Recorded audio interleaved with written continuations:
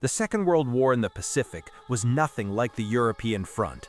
There were no long trench lines or sweeping tank offensives. Here, the war was fought for every island, for every stretch of coral reef, for every cave in the volcanic rock.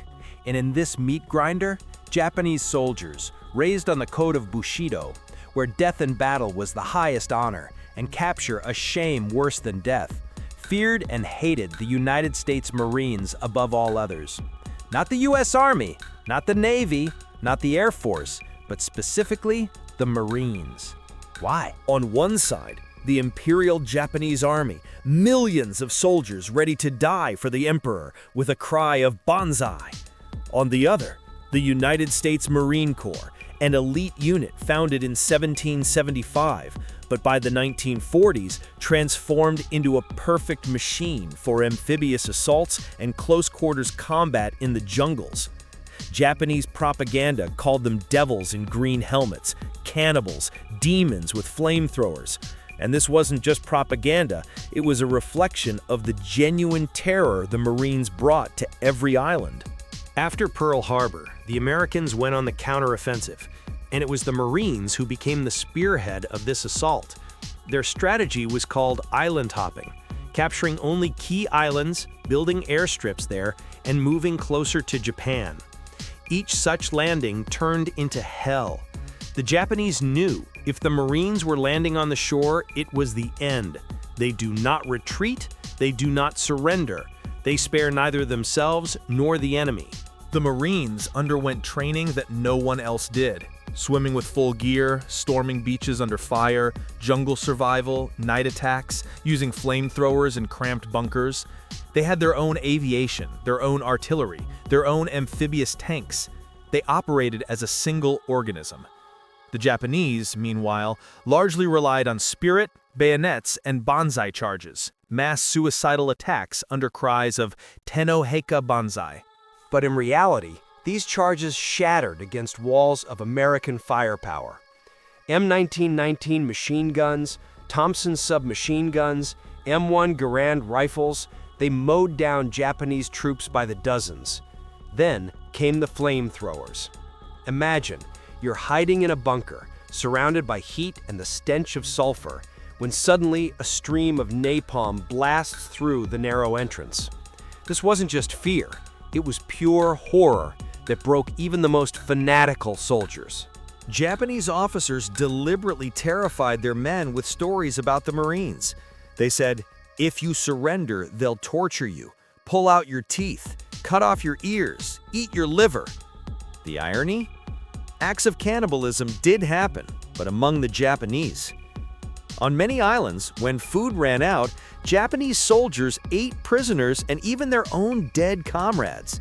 Yet propaganda twisted the truth completely. Americans weren't innocent either.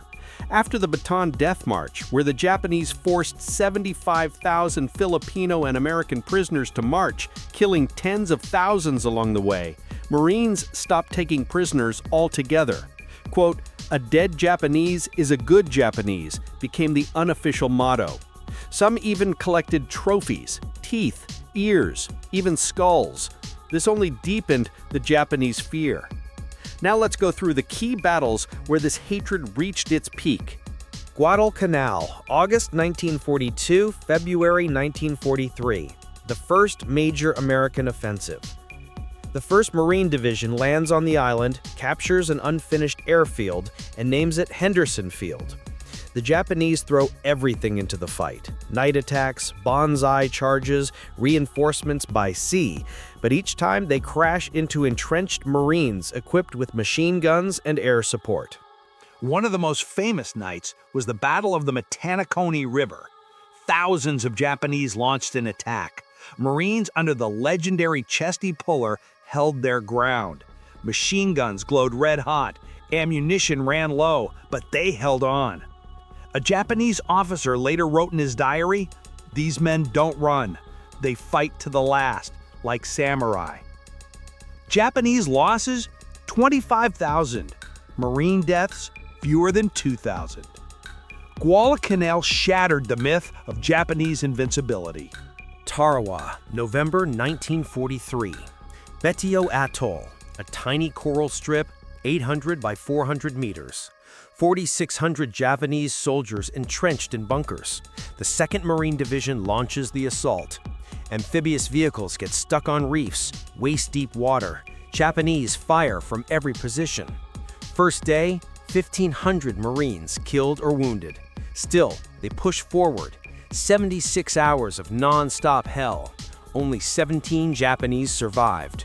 One survivor later said, "We thought if we fought to the end, we'd win. But when we saw Marines charging under fire with flamethrowers and grenades, we realized they weren't human. They were machines." Peleliu, September-November 1944. One of the most senseless and bloody battles of the war. The 1st Marine Division lands on an island that, as later revealed, wasn't truly necessary, but no one knew that at the time. Under Colonel Nakagawa, the Japanese changed tactics. No more banzai charges, only deep defensive warfare. 500 caves interconnected by tunnels built into Mount Umar-Bragal. Marines advanced just 50 meters per day. Temperatures exceeded 40 degrees Celsius, or 104 degrees Fahrenheit. No fresh water, constant sniper fire from caves. Flamethrowers, dynamite, tanks, all used relentlessly. In 2 months, 1,800 Marines died. 8,000 were wounded. Nearly the entire 1st Division was rendered combat ineffective. A Japanese soldier recalled, "We sat in caves, starving and sick, hearing them come, step by step, never stopping. Even when we killed dozens, they kept coming." Iwo Jima, February to March 1945. An island just 21 square kilometers. 21,000 Japanese under General Kuribayashi. 110,000 Marines across 3 divisions. 900 ships providing support. And still, 36 days of hell. The Japanese dug 20 meters deep into volcanic ash. Tunnels, bunkers, mortars. On the first day, 2,400 Marines were killed or wounded within 8 hours. The iconic photo of the flag raising on Mount Suribachi, that was only the 5th day of fighting. A month still remained.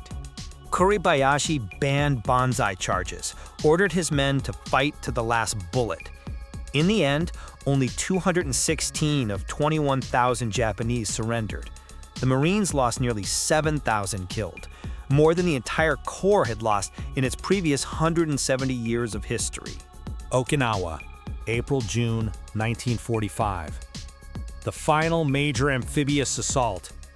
180,000 American soldiers and Marines versus 100,000 Japanese. But here, everything blurred. Army and Marines, kamikaze pilots, civilians. 12,000 Americans killed, 110,000 Japanese soldiers, and over 150,000 civilians dead or driven to suicide. On Saipan, Japanese forces drove women and children to cliffs and forced them to jump, screaming that Americans would rape and eat them. Thousands jumped. On Okinawa, schoolgirls with grenades threw themselves under tanks. By the end of the war, hatred had reached such intensity that both sides stopped seeing each other as human. The Japanese saw Marines as demons, fearless, denying them a warrior's honorable death. Marines saw the Japanese as fanatics who never surrendered. Yet this very hatred made the Marines legendary. Japanese generals admitted after the war, "We could have fought the U.S. Army, we could have fought the Navy, but when the Marines landed on the beach, we knew the island was lost." They were the first ashore and the last to leave. They bore the brunt of the Pacific War, and that's why the Japanese hated them most. Because the Marines didn't just win, they broke the enemy's spirit. They shattered the belief that spirit was stronger than steel. They destroyed the very idea of Bushido. And in this lay their greatest victory. Guadalcanal was the first moment the Japanese truly understood they weren't just fighting Americans, but specifically Marines, and that this was an entirely different kind of war. July 7, 1942, just 8 months after Pearl Harbor, the Americans hadn't yet launched a single ground offensive. The Japanese were building an airfield on Guadalcanal, later named Henderson Field. If completed, Japanese aircraft could cut off the supply route between the U.S. and Australia. Admiral King and General MacArthur decided they had to seize the island first. For the operation, the 1st Marine Division under Major General Alexander Vandegrift was assigned, 11,000 Marines. Opposing them initially were only 2,200 Japanese, a labor battalion, and guards. But Tokyo reacted quickly, sending reinforcements. D-Day, August 7, 1942. On the morning of August 7, 82 American warships approached the island. Marines landed on 2 beaches simultaneously, on Guadalcanal itself and on the nearby small island of Tulagi. Japanese resistance was minimal, and they fled into the jungle. By evening, the Marines had captured the unfinished airfield. Vandegrift immediately renamed it Henderson Field and began urgent repairs. The Japanese command in Rebel was shocked. The Americans had landed, and this wasn't reconnaissance. It was a full-scale invasion. General Hyatatake, commander of the 17th Army, committed everything he had. First to arrive was Colonel Kiyono Ichiki's unit, 916 men. They were landed at night on August 18th to 19th, near Cape Tassafaronga, 30 kilometers from the airfield. Battle of the Tenarue, or Alligator Creek, August 21, 1942. This was the first real night battle between Marines and Japanese on Guadalcanal. Colonel Ichiki decided to attack immediately, without waiting for reinforcements. That night, his men crossed Alligator Creek, actually a shallow river with a sandy spit, and charged straight into positions of the 1st Battalion, 1st Marine Regiment, led by Lieutenant Colonel Lyle Krulak. Note, corrected from original text, Cresswell was involved in planning, but Krulak commanded the defense. The Marines had set up wire, mines, and machine guns in advance. When the Japanese screamed "Banzai" and charged across the sandbar, they were met with concentrated fire from 37mm guns, firing canister shot at point-blank range, machine guns, and rifles. By morning, 800 Japanese bodies lay on the sandbar. Only 15 from Ichiki's force survived. The colonel himself was killed. Marine losses? 34 killed. It was a shock. The Japanese were used to such attacks succeeding against Chinese or British forces in Malaya, but here they were simply mowed down in a single night. The Tokyo Express, the Japanese called their nightly reinforcement runs the Tokyo Express. Destroyers raced at full speed to the island, delivered troops, and left immediately. Americans mockingly called it rat transportation. From August to October, the Japanese managed to deliver around 20,000 troops, but each time, Marines intercepted them on shore or along jungle trails. Battle of Edson's Ridge, Bloody Ridge, September 12 to 14, 1942. General Kawaguchi assembled 6,000 men and planned a southern assault directly onto the ridge, housing Vandegrift's command post. The ridge was defended by only 830 Marines from parachute and raider battalions under Lieutenant Colonel Merritt Edson, the man whose name would later grace the Marine Corps' combat knife. For 2 consecutive nights, the Japanese attacked head-on. Banzai cries, hand-to-hand combat in darkness, bayonets, knives, fists. The Marines held their line until their last rounds. At one point, Japanese troops broke through to within 300 meters of Vandegrift's tent. Edson walked the line personally with a pistol, shouting, "No one falls back. We die here, all of us." By dawn on September 14th, the attack collapsed. 600 Japanese dead, hundreds more wounded. Marines lost 59 killed. The ridge was thereafter renamed Bloody Ridge. By October, 23,000 Marines, including the 7th Regiment and some Army units, were on the island, but so were about 20,000 Japanese. From October 23 to 26 came the largest land battle of the campaign, the Battle for Henderson Field. General Maruyama gathered 7,000 men, and marched through the jungle along a trail he carved himself, later named Maruyama Trail. Rain, mud, men drowning in swamps. By the time they reached the airfield, fewer than 3,000 remained. Night of October 25. The Japanese launched another Banzai charge. Marines under Chesty Puller held the line.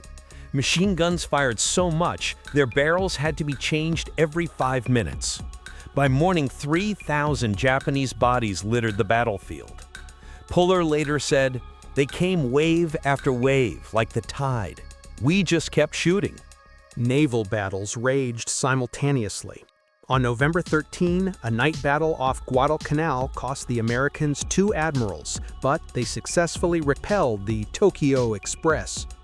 The Japanese could no longer deliver reinforcements in sufficient numbers. By December, the Japanese were starving. No food, no medicine, rampant malaria and dysentery. Soldiers ate grass, roots, and sometimes their dead comrades. In January 1943, the emperor ordered evacuation. Operation Ke, Japanese forces secretly evacuated 11,000 survivors out of 36,000 sent to the island. On February 9, 1943, Marines patrolled the island and found no Japanese. The campaign was over. Japanese losses, 25,000 to 30,000, mostly killed, others died of starvation and disease. Marine losses, 1,600 killed, about 4,000 wounded, plus thousands more incapacitated by malaria. The Americans captured their first foothold and proved they could go on the offensive. Why hatred was born here. The Japanese faced the Marines face to face for the first time and realized Banzai charges didn't work. The Marines held their ground for 6 months on a single airfield, surrounded by jungle, with poor supplies, under constant attack. Japanese officers wrote in reports, "The enemy does not retreat even when outnumbered. They fight at night just as fiercely as during the day. Their machine guns never fall silent." A rare captured Japanese lieutenant told an interpreter, "We thought Americans were cowards, but these Green Devils," their nickname for Marines due to uniform color, "are worse than samurai. They aren't afraid of death, and they won't let us die quickly."